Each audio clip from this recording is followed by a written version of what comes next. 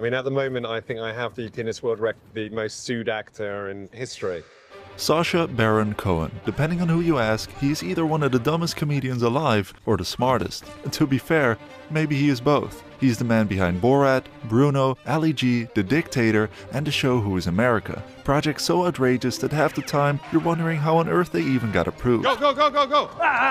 USA! Motherfucker! He's been banned from countries, kicked out of hotels, chased by angry mobs, and sued more times than any other actor in Hollywood. I mean, this man doesn't have social anxiety fears him. Hello, nice to meet you. But beneath the mankini, the fake accents and the absurd disguises is one of the most important comedians of our time. Because what he is doing is not just comedy, he is exposing people to reveal who they really are. So today, let's dive into the career of Sacha Baron Cohen, the most sued actor in history and maybe one of the most important satirists of the 21st century. Also, if you want to get some epic merch from your favorite movies and directors, check out our web shop because we are fully stocked again. Great success. Now let's get into the video.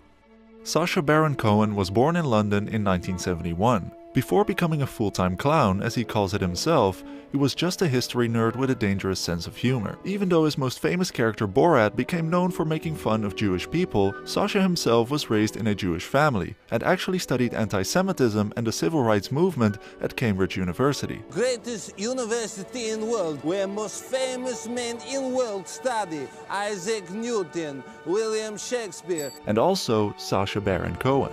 After Cambridge, he trained under the legendary clown teacher Philippe Gaulier. Gaulier taught him that the essence of comedy is stupidity performed with absolute sincerity. And it's safe to say Cohen took that to heart. Not in the room yet, sir. Hold on. This is not my room? This is the elevator. It takes you to the floor where your room is. But you know what they say, it takes a true genius to play a believable fool. Sacha once said that the goal of his work is not to mock individuals, but to reveal how people behave when they think no one is judging. With his characters, he started creating situations where people can reveal their true selves, and so he began exposing our society. Before Borat and Bruno, Sacha Baron Cohen rose to fame with the character of Ali G, a British roadman who had no filter whatsoever. Now Beckham, do you reckon the better the footballer you is, the fitter the girl you go out with? Ali G was a parody of youth culture and at the same time a trap for the rich and famous and people in power. He was ignorant, loud, ridiculous, but completely honest, interviewing some of the most famous people in the world, like Donald Trump, David Beckham, and Kobe Bryant. How many springs does an official ball have in it? How many springs? It doesn't have any springs in it. Well, how does it bounce then? It's air. There's air in the ball. Well, there's air in this room. How come this room ain't bouncing?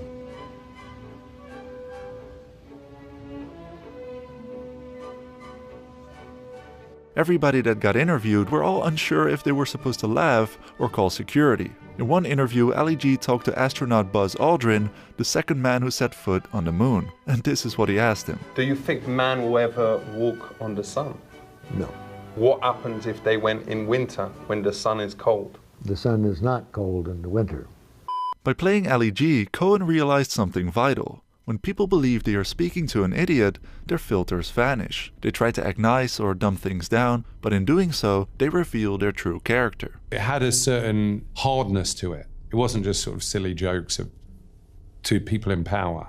It had the aim to undermine those in power. Ali G became a cultural phenomenon, leading to the Ali G Show and a feature film. But most importantly, it gave birth to a new kind of comedy, where the real joke is not the character, but people's reactions. Now, during the Ali G Show, Sacha Baron Cohen included segments of some of his other characters, one of which was Borat, who would later become his most famous persona, a mustache journalist from Kazakhstan who interviewed the people of Britain in his segment Borat's Guide to Britain. For example, he once visited an animal rights protest, which went something like this. No, in Kazakhstan we shoot animals. We love animals too. Why'd you shoot them? For fun. Or he paid a visit to the prestigious University of Cambridge. Half the world are women. Yes. And therefore half the intelligence, half the ability is with the women. The only difference is that they are not creative. Yes. Women haven't got creative minds. It's true. They can't think. They cannot think properly. No, they can't think. Borat became such a great success that by 2006, Sacha would turn it into a feature film, which till this day is still one of the most controversial movies ever made. If you want to check it out, I made a full video explaining why there will never be another movie like Borat. For 1 year, Cohen traveled across America as Borat, interviewing real people who had no clue they were in a satire, all while pretending to make a documentary for Kazakh television. But in reality, it was a social study on human absurdity, and an experiment exposing exactly what people really think when no one is watching. The brilliance of it all is that none of it was scripted. He just let the people be comfortable enough to expose themselves. Do you have slaves here? No slaves. No slaves. It is a shame. And Bodak. Big shame. Big shame. In one of the most famous scenes, he went to a rodeo in Texas, revealing how many people in the Deep South think about foreigners. I see a lot of people and I think there's a dadgum Muslim. I wonder what kind of bomb he's got strapped to him. Yes. And you probably aren't a Muslim. Maybe that's not your No, religion. I am a Kazakh. I Yeah, follow the hawk. But you look like one. Borat proved that prejudice oftentimes hides behind politeness. But the real chaos wasn't the movie, it was the aftermath. Many of the people he interviewed sued Cohen for putting them in a bad light. For example, a group of fraternity boys sued him for defamation, or the driving instructor who sought over $100,000. Not only that, Borat's hometown, which was recorded in the village of Glad in Romania, filed a lawsuit for being manipulated and not properly compensated, demanding $30 million in damages. And to top it all off, Kazakhstan's government was outraged, feeling it portrayed the country as primitive, racist, and sexist, banning the movie upon its release. However, despite all the lawsuits, the truth was undeniable. Every laugh reflected something disturbingly real, not only about Americans, but also Western society in general. By doing these types of shenanigans and making it laughable, Borat brought to light the cultural ignorance of our time. But you can say whatever you want, but Borat is one of the few people who can end racism. Hey. You look like Michael Jackson beat it. Man, you better get In 2009, Cohen turned himself into an Austrian fashion reporter, whose entire existence was designed to provoke discomfort. What do you say to the people out there who say that you are so powerful in your physique, have very powerful thighs and pectoral muscles, and wonder what your Schwanzenstücke is like? What? If Borat held a mirror to racism, the character of Bruno held it to homophobia. He infiltrated fashion shows, conservative talk programs, and military events, pushing every boundary of sexuality and taste. For after 9/11, and a lot of clothes I see on the runway are still clothes from... They're very pre-9/11. They're so pre-9/11. They're very September 10th. They're so September the 10th. That's so true. Now, if you're wondering how far he really went, well, he once asked parents if their babies would be okay with holding guns for a photo shoot. Is your baby fine with antiquated heavy machinery? Yeah, she's fine. She's been around that. Would she be fine to operate some? Yes. Great. He also staged a cage fight that turned into a makeout session in front of a furious crowd. And to top it all off, he went to the Middle East as a gay man to see how people would react. Look! Stop the car! Look! Bruno wasn't just mocking gay men, he was mocking the fear of them. He even tried making world peace as Bruno. Let's try and get a solution, right? Will you, the Palestinians, agree to give the pyramids back to the Israelis? This is in Egypt, not in Palestine. I don't care where you put them. Give them back. By 2012, Cohen had gone global and decided to test whether his satire could survive a Hollywood budget. His movie The Dictator was his first fully scripted comedy, playing General Aladdin, a parody of every Middle Eastern tyrant rolled into one character. At first glance, it looks like the movie is just poking fun at the Middle East, using goats, a harem of women, and a helicopter misunderstanding about 9/11.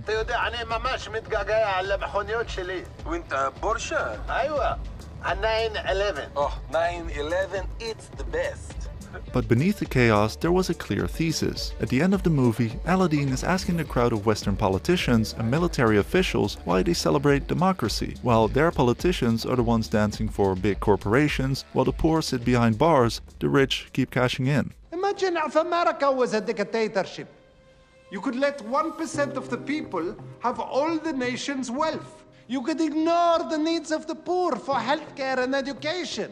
You could use the media to scare the people into supporting policies that are against their interests. The absurdity of this movie stings precisely because it reveals real issues. Even the so-called free world has its deceiving rulers. They're just wearing suits instead. Like all of his other characters, the dictator showed us that a clown can deliver some of the harshest truths. After a brief hiatus, Coen returned in 2018 with his most ambitious project to date, Who is America? The concept was simple, yet terrifying. He would use multiple disguises to reveal how America perceives itself. First, he disguised himself as an Israeli commando named Eran Morat, who convinced real lawmakers to encourage children to fire weapons, making a commercial that looks like this. Now, Philip, will you show us how to feed Papi Pistol?